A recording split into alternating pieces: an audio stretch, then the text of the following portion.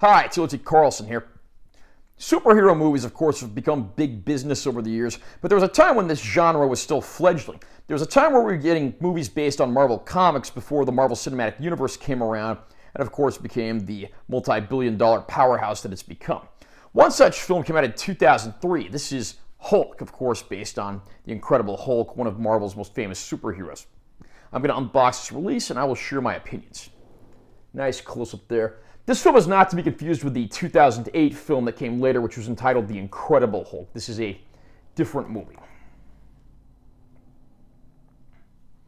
Here's our back cover.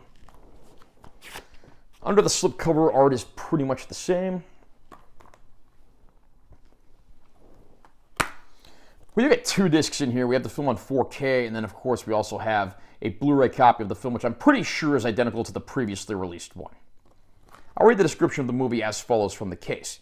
Get ready for larger-than-life action as the Marvel superhero bursts from comic book pages to the big screen in Hulk. Eric Bana stars as Bruce Banner, whose involvement in a freak lab accident exposes him to gamma radiation.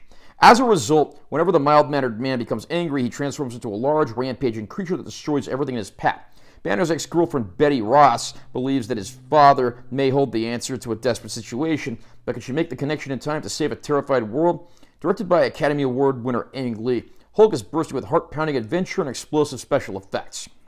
This is a tough movie to review because there's not really any other superhero movie quite like it, for better or for worse. Ang Lee is a phenomenal director. Prior to this, of course, he directed Crouching Tiger, Hidden Dragon, one of the greatest martial arts movies ever made. And a few years later, of course, he'd achieved fame for totally different reasons by directing the film Brokeback Mountain. So he's a director who has an amazing repertoire of work, and seeing him put his own take on the Hulk formula is certainly something I think audiences look forward to. Unfortunately, as audiences very quickly learned, he really wasn't the right director for this material. The Incredible Hulk is an exploding ball of rage who smashes and destroys everything in his path.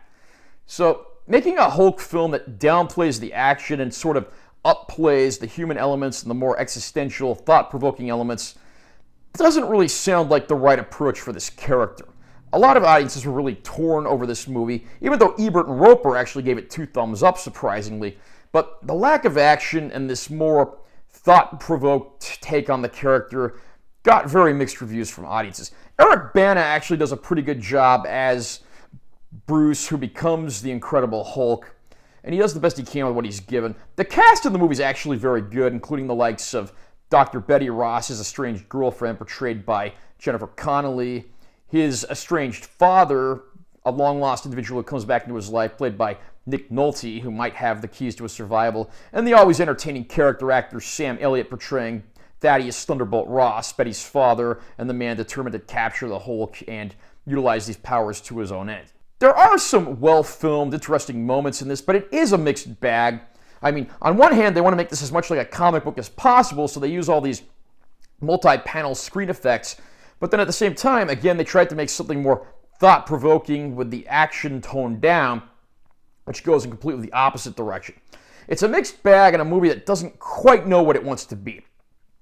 Some of the CG effects also don't really hold up the best, but I do have to say, this movie lies somewhere between dismal failure and misunderstood masterpiece. It doesn't quite fall into either camp, and I think there's at least enough good elements here that's worth watching at least once. No masterpiece, but certainly not the horrible movie you've been led to believe it is either. Hulk arrives on 4K in this release, and I have to say, I am amazed at how good this disc looks. This is a native 4K transfer, and the uptick from the HDR and the added resolution and color stream, it looks absolutely phenomenal. This is one of the best-looking 4K discs of a catalog title I've seen. I mean, from the bright green skin of the Hulk, the darker shadowy locations, to bright outdoor locales, everything in this movie looks absolutely phenomenal in 4K. It's an amazing looking disc, and it's a shame that most of the movies in the Marvel Cinematic Universe don't look this good. We do get a Blu-ray, which again I'm pretty sure is identical to the previously released one, so you get all the bonus features that were on there, including some EPK type stuff and deleted scenes. And that stuff will be worth checking out once if you're a fan. So, I don't know if I can recommend this movie to everyone just because of its approach to the character being somewhat of a mixed bag.